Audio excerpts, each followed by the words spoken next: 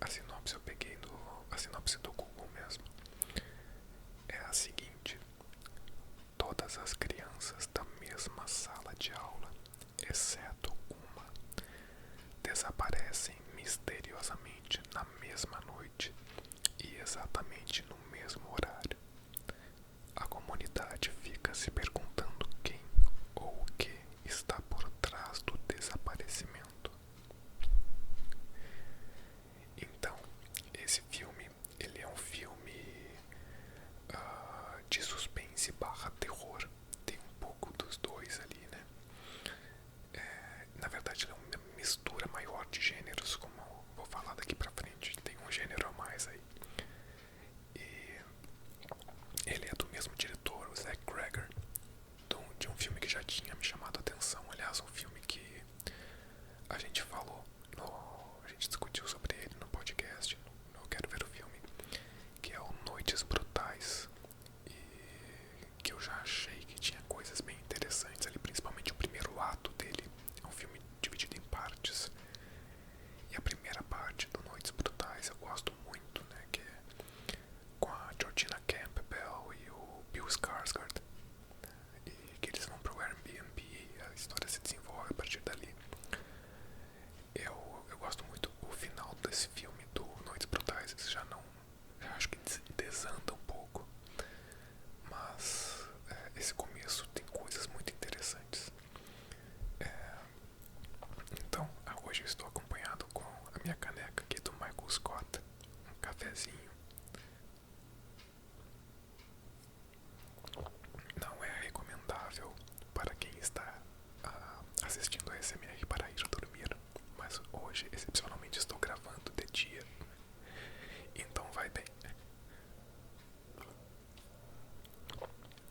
Então, A Hora do Mal, ele já começa impressionando pelo apuro estético, assim, pelo capricho estético da direção, e que durante todo o filme flerta ali, flerta não, ela trabalha numa zona que interage entre o horror e a comédia, pesando em diferentes momentos da história para o lado, mais para o lado de um e para o outro. Ele vai progressivamente fazendo uma transição de gênero, mas sempre trabalha ali nos limites que se referem à comédia e o terror, ao terror e à comédia. Então é uma zona muito, digamos, é uma zona intermediária, uma zona estranha, ele causa estranhamento. Que fica, que ao mesmo tempo que te amedronta, te faz rir ou te, te causa um impacto que é estético e inusitado. Ele é um filme bem inusitado pelas suas criações de imagem, tanto a imagem visual diegética, né, a imagem criada pela decupagem do filme, pela direção e pela fotografia, que são aí os enquadramentos, né, que são todos muito bem pensados, muito bem trabalhados, quanto pelas imagens corporais do filme. O trabalho corporal do filme chama muito a atenção. E aqui eu já vou começar a dar um alerta que eu esqueci de dar no começo do episódio, que provavelmente eu vou fazer alguns spoilers, né, de A Hora do Mal. Então é bem importante esse alerta, porque é um filme que está em cartaz nos cinemas ainda. Então, se tu prefere ver o filme antes e voltar aqui, beleza, ou se não se importa com spoilers também, aqui tá dado o aviso. Então, aí a gente tem a criação também de imagética corporal dos atores, né? A forma de se movimentar, muitas vezes a forma de correr muito específica. Eu acho que isso não é exatamente um spoiler, porque o próprio cartaz do filme traz isso, né? Aquela corrida mais de braços abertos, e isso também causa esse estranhamento. E mais especificamente a forma de filmar do Zack Cregger,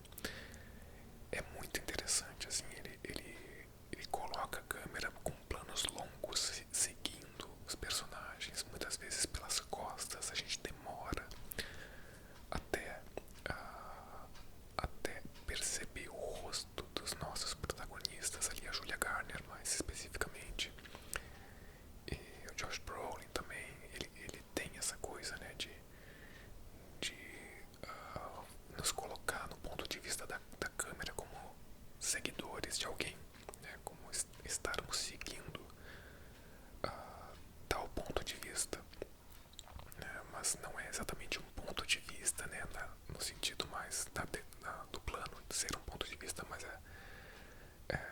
é como se a gente tivesse seguindo cada personagem.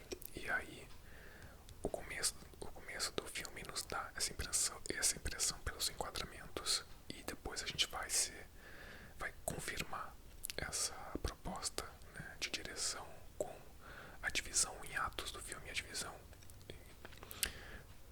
A divisão desse filme ele é bem marcada por personagens, né? Então a gente tem aqui um ponto de vista da Julia Garner, depois a gente tem também do Josh Brolin, depois de cada personagem, e cada ato do filme e cada parte desse filme ela é denominada com o nome do personagem, né? Então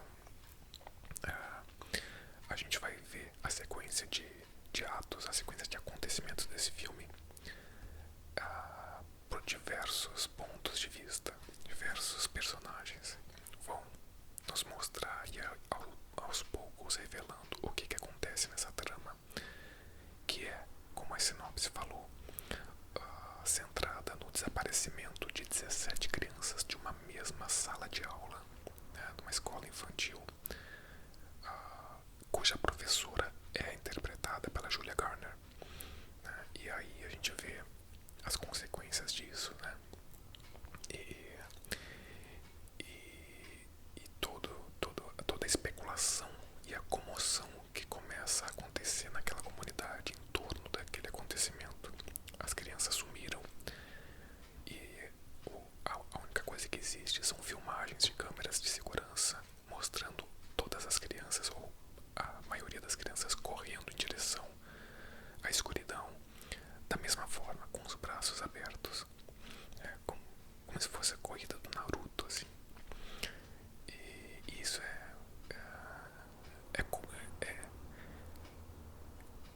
isso, né? É aquela imagem quase cômica, trágica e dramática. É uma mistura de sentimentos muito bem feita no filme, que no começo, assim, acompanhada, por exemplo, de uma trilha do George Harrison, que eu gosto muito da música, aliás, que é Beware of Darkness, no começo do filme, causa um mix de sensações muito louco. Mas a partir desse acontecimento, né, a gente vai vendo uma história e percebendo sobre o que ela fala, que na minha visão é muito sobre algumas coisas, mas muito sobre a individualidade, né, sobre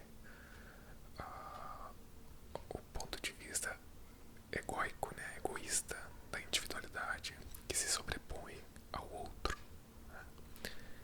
Então cada personagem vai tentar resolver aquele conflito, resolver aquela situação, passando por cima de outros em prol do seu próprio bem, das suas próprias demandas, né, pessoais. E sejam elas quais forem, né? Então, por exemplo, a professora, que é a protagonista do filme, a Julia Garner, ela é imediatamente os olhos voltam para ela e ela é culpada pela sociedade, né? Os olhos condenam ela porque ela é a professora daquela sala em que sumiram 17 crianças. Então a sociedade acha que ela tem alguma coisa a ver com isso. E para solucionar isso, ela acaba, né, fazendo esse tipo de investigação e também, né, aí, indo além do que ela é orientada a ir, né, mesmo que aí ela seja protagonista. Então ela tenha ações que me parecem menos problemáticas que outros personagens nesse filme. Aí a gente tem o pai de uma das crianças, que é o Josh Brolin, né, o famoso Thanos do universo Marvel, que também, na busca pelo seu filho, vai passar por cima de qualquer outra, qualquer coisa que apareça pelo caminho dele. E eu não quero dar spoilers mais definitivos sobre a história, mas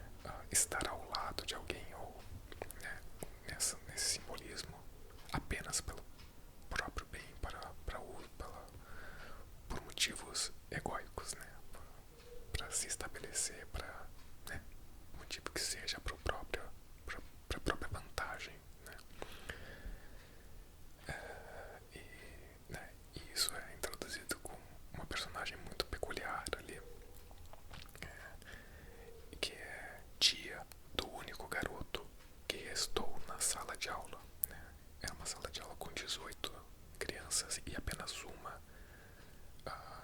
continuou na sala, né? Não sumiu. E então essa tia dele aparece e aí em torno dela muitas coisas acontecem. E eu tô tentando ser bem delicado com os spoilers porque eles são... é um filme muito recente, mas é uma história que me impressionou muito por esse andamento. Ela não traz exatamente nada de muito novo no seu conteúdo, porém no andamento narrativo, no andamento de direção dela, ela é muito bem trabalhada. A gente vê, como eu falei, diversos pontos de vista, desde os protagonistas até personagens mais secundários, o que não é muito normal, assim, não é muito usual nas narrativas. Geralmente a gente centra o nosso olhar pelos olhos dos protagonistas. Aqui a gente tem olhares de personagens coadjuvantes que sempre que acrescentam a trama. E a gente tem no último ato uma transição nítida de gênero, em que o filme sai de um horror para uma comédia, né? Sempre com pitadas de horror, obviamente. Aí a gente tem a inserção de momentos mais, não sei se eu posso dizer gore ou trash, mas com mais cenas explícitas. Porém, essas cenas explícitas, elas sempre são aliadas com quebras de expectativas, assim, com contrastes que geram situações engraçadas. E aí as resoluções, no momento em que geralmente os filmes eles pendem para um lado mais dramático da resolução da trama, esse filme ele apresenta a resolução de uma forma muito inusitada, assim. A resolução do filme, que é pra ser o seu ápice, assim, é coisa tipo, aquela carga dramática, né? Ela é, de uma certa forma, horrível e engraçada ao mesmo tempo. E são sensações que tu não esperaria, né? E a criação de imagens absurdas, né? É um tipo de humor que me pega muito, sinceramente. A atuação corporal me chamou muito a atenção nesse filme. Eu acho que ele é muito trabalhado nisso. E a decupagem do filme também. Então acho que é um filme que super valeu a pena de ter visto no cinema. Tem uma boa trilha sonora também, principalmente no começo do filme. E as atuações eu gosto muito, assim. E a gente repara, né, que cada núcleo ali, cada personagem desse filme, ele tem essa coisa de ter um interesse, ser imperfeito, né? Eu acho que o filme também fala dessa talvez maldade humana ou das imperfeições humanas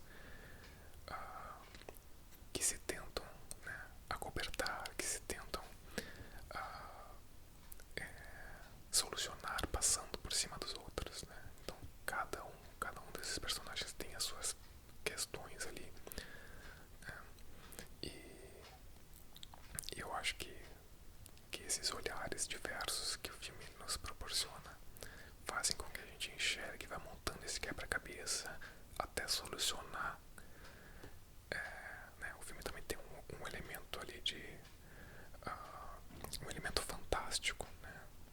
Que eu não vou dizer qual é, mas tem mais pro final do filme, e a gente vai solucionando enquanto o filme nos traz essa reflexão e entrega muito entretenimento, que assim, tipo, que é uma coisa que me ganhou muito nesse filme. Eu acho que ele é um filme muito completo nesse sentido, assim, aliando a estética, forma de filmar, forma de atuar, expressões corporais e reflexões a um entretenimento muito grande, assim, muito bom.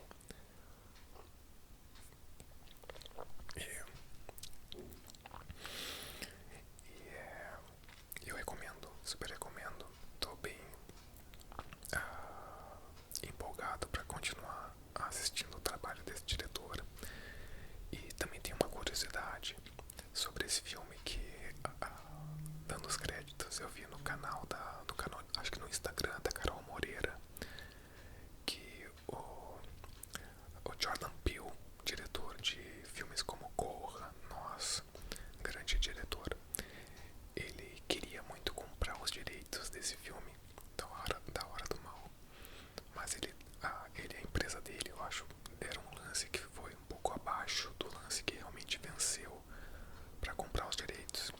E isso foi um dos motivos que fez com que o Jordan Peele meio que rompesse com os colegas dele, empresários, não sei. Mas eu achei isso interessante, né? Porque mostrava que ele tinha, né, que um grande diretor, né, um dos grandes diretores da atualidade, tinha muito interesse nesse projeto, porque realmente valia a pena. Então é isso, gente. Só queria dar impressões aqui sobre o filme que me chamou muita atenção e recomendar ele para vocês. A Hora do Mal, Weapons, tá em cartaz nos cinemas. Vi muitas críticas positivas falando que é um dos grandes filmes do ano, assim.